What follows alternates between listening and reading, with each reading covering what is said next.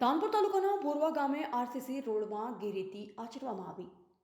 ધાનપુર તાલુકાના ભોરવા ગામે બારિયા ફળિયામાં નાણાં પંચની 20% ગ્રાન્ટના નાણાં પંચ દ્વારા આરસીસી રોડમાં હલકી કક્ષાનું મટીરીયલ્સ રોડમાં તાલુકા સભ્ય દ્વારા રોડ બનાવતા સ્થાનિક લોકોએ ભારે વિરોધ નોંધાવ્યો। ધાનપુર તાલુકાના ભોરવા બારિયા ફળિયામાં 20% નાણાં પંચની ગ્રાન્ટમાંથી તાલુકા સભ્ય દ્વારા આરસીસી રોડનું કામ ચાલતું હોય, જેમાં નિયમ પ્રમાણે આરસીસી રોડનું ભરાઈ કામ કરવાના બદલે ખાલી 2 નાના તગારા કપચી અને 12 તગારા રેતી 2 તગારા સિમેન્ટ નાખી તાલુકા સભ્યના મજૂરો દ્વારા આરસીસી રોડનું કામ કરતા હલકી ગુણવત્તાનું મટીરીયલ્સ વાપરી આરસીસી રોડમાં ભરાઈ કામ કરતા સ્થાનિક લોકોએ કામ અટકાવવામાં આવ્યું અને મીડિયાને જાણ કરવામાં આવતા ચાલુ કામ પર જઈ હલકી કક્ષાના બનતા આરસીસી રોડનો કર્યો ભ્રષ્ટાચારનો પર્દાફાશ। સરકાર ગામોનો વિકાસ કરવા લાખો રૂપિયા ખર્ચી ઘર ઘર આરસીસી રોડ બનાવવા માટે કરોડોની નાણાં પંચની ગ્રાન્ટ ફાળવવામાં આવે છે, તેમ છતાં પણ નાણાં પંચમાં 20%ની ગ્રાન્ટની બારિયા ફળિયામાં તાલુકા સભ્ય દ્વારા હલકી કક્ષાનું મટીરીયલ્સ વાપરી આરસીસી રોડનું કામ કરતા સ્થાનિકોએ વિરોધ નોંધાવી સ્થાનિક મીડિયાને જાણ કરતા હલકી ગુણવત્તાવાળા માલનો કર્યો પર્દાફાશ। લાખો રૂપિયાની ગ્રાન્ટની ગોલમાલ કરી એક જ વર્ષમાં રોડ તૂટી જાય તેવા કામો કરાવતા તાલુકા સભ્ય ગામમાં હલકે કક્ષાનું કામ ચાલતું હોય ગ્રામ લોકો વિરોધ નોંધાવે છે, ત્યારે માથાભારે તાલુકા સભ્યોનો વારંવાર ફોન દ્વારા મીડિયાનો અવાજ દબાવવાનો પ્રયાસ કરવામાં આવ્યો હતો। ગામના વિકાસ માટે લાખો રૂપિયાની સરકાર નાણાં પંચ દ્વારા રૂપિયા ફાળવવામાં આવે છે, પણ સ્થાનિકોના અવાજ દબાવી લાખોની નહીં પણ કરોડોની કટકી કરતા હોય તેવું સ્થાનિકો દ્વારા જાણવા મળ્યું છે। નાણાં પંચમાં એટલે કટકી ખાય તો નરેગા અને બીજી યોજનામાં કેટલી કટકી ખાધી તેનો પર્દાફાશ આવનાર દિવસોમાં સ્થાનિક લોકો દ્વારા કરવામાં આવશે, તેમ હલકી કક્ષાનું મટીરીયલ વાપરતા હોય છે। તાલુકા પંચાયત ફરજ બજાવતા એન્જિનિયર સ્થળ પર તેની તપાસ કરવામાં કેમ નથી આવતી?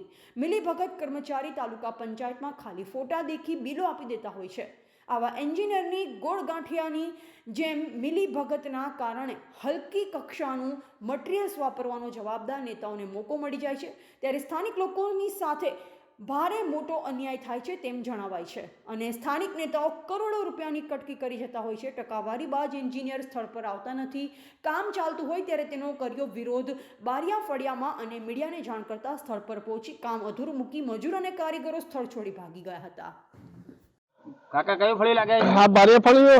બારિયા ફળી। હા, નમા તમારું નામ? દીપસિંહ પટેલ। દીપસિંહ પટેલ। દીપસિંહ કેવા? દીપસિંહ માવલા।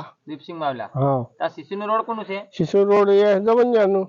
જીવનસિંહભાઈ નું? હા, જવનસિંહભાઈ। હા, તાલુકા સભ્ય। તે પણ કેવું કામ કરે છે? તે કમોલી ભાઈ 2 તગારી આટલું બોટ રેતી નાખે અને 10 તગારા રેતું અને આટલી કપચી નીચે કેટલું પૂરેલું? કપસું પૂરેલું? કશું નહીં મળે, હમણાં ખાલી દેખાડી દઈશ। કચ્ચું નહીં મળે? કશું નહીં મળે। તમે બોલાય આગળથી જાણ નહીં કરાય? કશું નહીં આ કે કોણ કી થાકી આવતો નહીં ધમકી લે? હા, એને હું ખાલી દેખાડી દી પછી વાંધો નહીં, ખાડીને દેખીએ પણ તમારે આગળથી જાણ કરી લે કે તમે તે જાણ કરી ને હાર કરવા હું તું તે કશું નહીં કર્યું। હવે બતાડો જો તઈ, બતાડો જો તઈ કઈ જગ્યા પર કામ ચાલે છે? ચાલો આ ચાલી રહ્યું આ ભાવે આ કેટલું થયો ચાલે એમ જા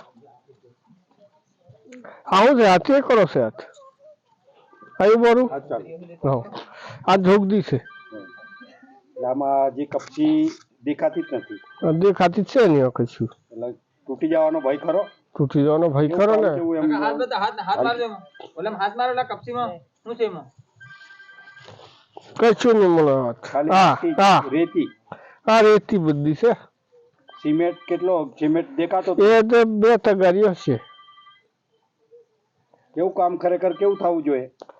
આ કશું થયું હલકી કક્ષાનું હલકી કપચી તમને શું કહેવા માંગો છો? આ જે કેવું બનાવવા માંગો છો? તો સાહેબ તો આપ નાખવું જ જોઈએ ને દરેક વધારે રોજ થોડું બનાવવાનું હોય એમ બરાબર છે એમ બરોબર ને? તો તમે શું કહેવા માંગો છો? સરકાર હવે શું કહેવા માંડીએ? સરકાર શું કે સરકાર કરી આલે ત્યારે એ હાથ પેલા ખાઈ જાય બધું ક્યાં ખાઈ જાય?